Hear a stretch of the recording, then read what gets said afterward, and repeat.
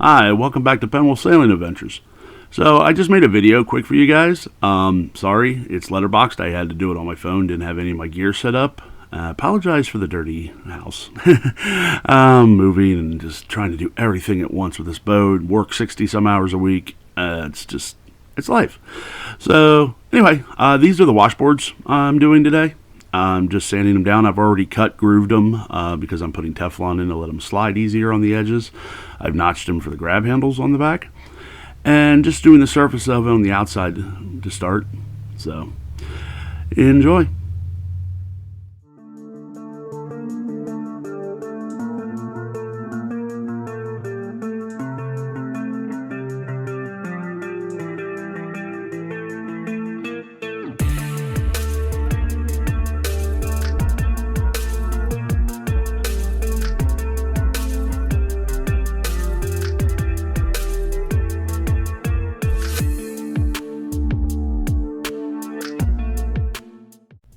So these are the panels for the washboards here, and like I said, I already grooved them and everything.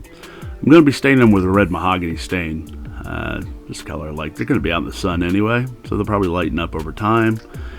And honestly, just really will look nice on the boat, I think, with all the teak and everything. So yeah, just going to sponge it on here, nice and gradual, real light.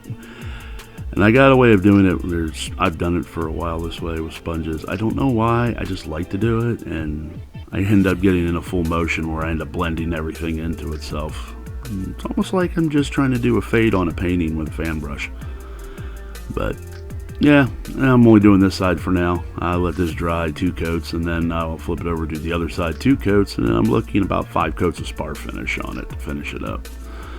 And then add everything in with the seals and everything I'm going to have. Because originally the washboards just sit together. I'm going to actually have seals between mine. Handles on them, make them easier to get off.